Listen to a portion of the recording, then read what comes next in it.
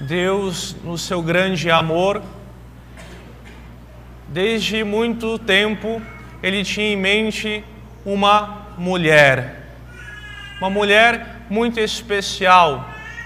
E essa mulher, virgem, imaculada, prometida a um homem, e que foi visitada por um anjo. E esse anjo, um dia surgindo para esta mulher, lhe prometera: se tu e teu marido comerdes este fruto, vossos olhos se abrirão e sereis como deuses. Adão e Eva, os primeiros pais, o primeiro casal, Deus pensou para a humanidade. Eles foram colocados a uma prova fatal, uma prova que decidiria o amor, a escolha, Deus ou não. A quem eles amariam mais? Deus, quando criou os anjos, colocou os anjos em prova, e uma parcela dos anjos falhou. Quando apresentou a proposta ao primeiro casal, ele não queria sangue, nenhum outro sacrifício, queria a obediência, queria o amor de Adão e Eva. Para mostrar o amor, Deus deu a liberdade, porque não há amor, não há demonstração de amor, se eu não sou livre para escolher entre negar este amor e dar este amor. Então eu escolho dar o amor. Eva foi seduzida pela serpente e a malícia do pecado entrou no mundo. Eva falhou, Adão falhou. Comeram o fruto proibido. E nós herdamos este pecado, não cometemos, herdamos. Imaginem um rei que decide entrar em guerra com outro reino. Ele não nos consultou, não estávamos envolvidos, não estamos envolvidos. Mas por causa da decisão de uma pessoa, todo o resto paga. E assim a humanidade nasce sob o sinal, sob a mancha, sobre a sujeira, sob a malícia do pecado original. É o pecado que fez os primeiros pais, o primeiro casal, a perder aqueles dons preternaturais. Estavam destinados a uma imortalidade, era o dom da integridade. Tinham a imortalidade, tinham a ciência infusa, tinham o domínio sobre as paixões. Perderam. Ficaram com aqueles privilégios naturais, os dons naturais. Continuaram com a inteligência, mas a inteligência agora, ela passa a ter dificuldade.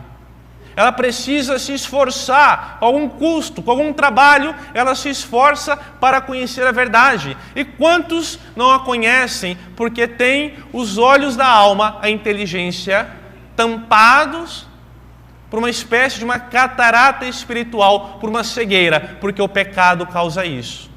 A vontade, aquela vontade que poderia estar determinada para Deus, para fazer o bem, agora, como diz São Paulo, agora eu não faço o bem que eu quero fazer o bem e não faço, mas faço o mal que eu não quero. Não gostaria de fazer este mal, mas eu faço. A vontade está fraca, está sujeita.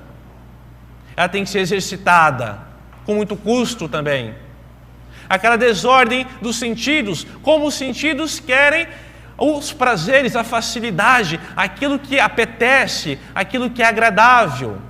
Busca o prazer, mas não suporta a dor. A imaginação, as paixões desordenadas, facilmente somos tomados pelas paixões desordenadas. Mas Deus, por muita misericórdia, depois desse pecado tremendo que custou à humanidade, Deus ainda permitiu que o dom da fé e da esperança continuasse em Adão, continuasse em Eva. Prometeu-lhes uma herança, da herança, da descendência daquela mulher, alguém esmagaria a cabeça da serpente. Ainda tinham o futuro, a herança de um Salvador. E conta a tradição que Adão e Eva fizeram penitência, muita penitência, muita, até o final da vida, porque o pecado foi tremendo, custou a humanidade. Se a história não se repete, ela rima, mas graças a Deus, ela rima de outra maneira belíssima. Ó feliz culpa, nós cantamos na Vigília Pascal, ó feliz culpa, ó feliz culpa, que nos deu um novo Adão, que nos deu uma nova Eva. Desde toda a eternidade, Deus tem planos para a humanidade. E quando nós escutamos na primeira leitura, aquela que antes de todas as fontes, todos os mares, montanhas, praias serem criados, ela estava ali, no sonho de Deus, com Deus, era pensada por Deus, para um dia existir e ajudar a redimir a humanidade, cooperar na salvação da humanidade.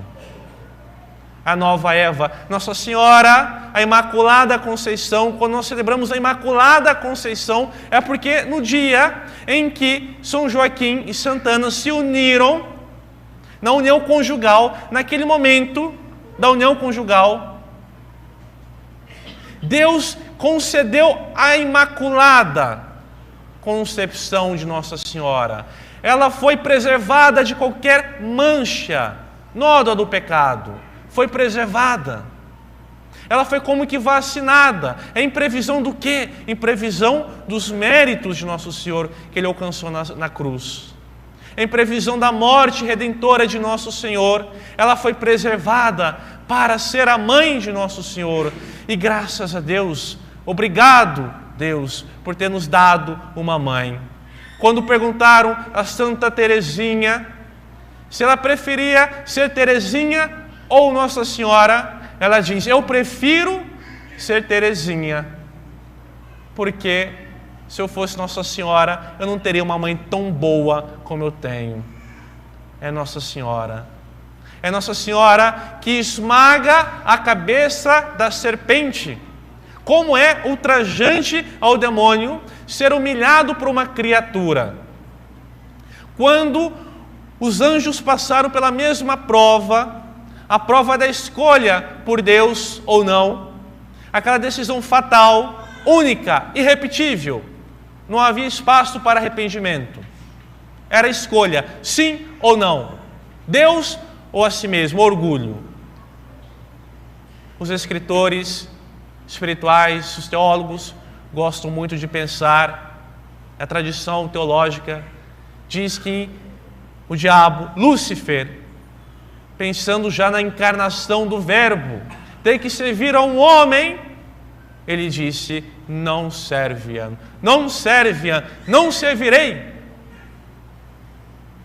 Mas Deus o humilhou. A morte de Nosso Senhor nos redimiu.